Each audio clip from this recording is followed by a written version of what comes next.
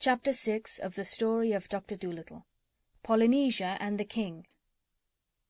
When they had gone a little way through the thick forest, they came to a wide, clear space, and they saw the king's palace, which was made of mud.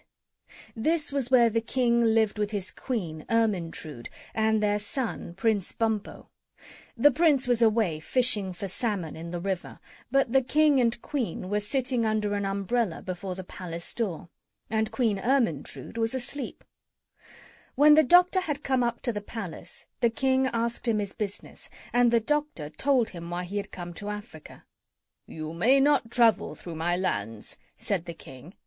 "Many years ago a white man came to these shores, and I was very kind to him. But after he had dug holes in the ground to get the gold, and killed all the elephants to get their ivory tusks, he went away secretly in his ship, without so much as saying thank you. Never again shall a white man travel through the lands of Jolliginki." Then the king turned to some of the black men who were standing near and said, "Take away this medicine man with all his animals, and lock them up in my strongest prison." So 6 of the black men led the doctor and all his pets away, and shut them up in a stone dungeon. The dungeon had only one little window, high up in the wall, with bars in it, and the door was strong and thick. Then they all grew very sad, and Gub-Gub the pig began to cry. But Chee-Chee said he would spank him if he didn't stop that horrible noise, and he kept quiet. "Are we all here?" asked the doctor, after he had got used to the dim light. "Yes, I think so," said the duck, and started to count them. "Where's Polynesia?" asked the crocodile. "She isn't here." "Are you sure?" said the doctor. "Look again. Polynesia! Polynesia, where are you?" "I suppose she escaped," grumbled the crocodile. "Well, that's just like her. Sneaked off into the jungle as soon as her friends got into trouble." "I'm not that kind of a bird," said the parrot, climbing out of the pocket in the tail of the doctor's coat. "You see, I'm small enough to get through the bars of that window, and I was afraid they would put me in a cage instead. So while the king was busy talking, I hid in the doctor's pocket, and here I am. That's what you call a ruse," she said, smoothing down her feathers with her beak. "Good gracious!" cried the doctor. "You're lucky I didn't sit on you."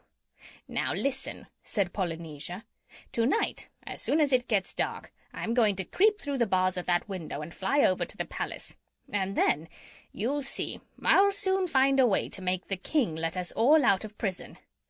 "Oh, what can you do?" said Gub-Gub, turning up his nose and beginning to cry again. "You're only a bird."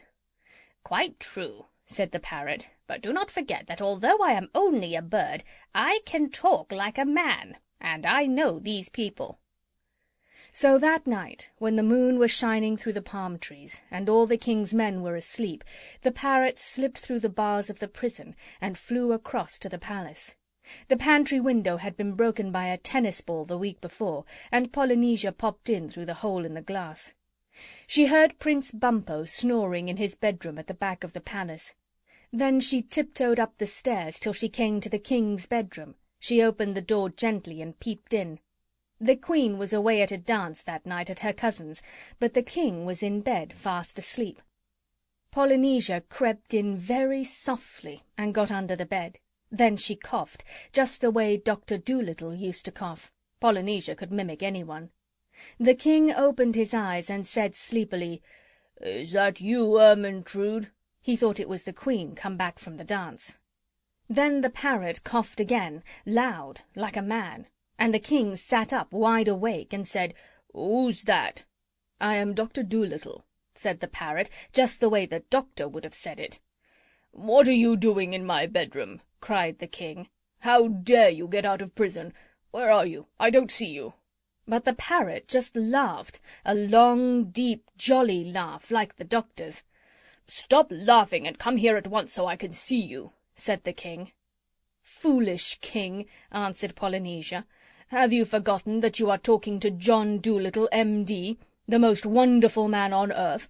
Of course you cannot see me. I have made myself invisible. There is nothing I cannot do. Now listen. I have come here tonight to warn you. If you don't let me and my animals travel through your kingdom, I will make you and all your people sick like the monkeys, for I can make people well, and I can make people ill, just by raising my little finger. Send your soldiers at once to open the dungeon door, or you shall have mumps before the morning sun has risen on the hills of Jolliginki." Then the king began to tremble, and was very much afraid. "Doctor," he cried, "it shall be as you say. Do not raise your little finger, please." And he jumped out of bed, and ran to tell the soldiers to open the prison door. As soon as he was gone, Polynesia crept downstairs and left the palace by the pantry window. But the queen, who was just letting herself in at the back door with a latchkey, saw the parrot getting out through the broken glass. And when the king came back to bed, she told him what she had seen. Then the king understood that he had been tricked, and he was dreadfully angry. He hurried back to the prison at once. But he was too late.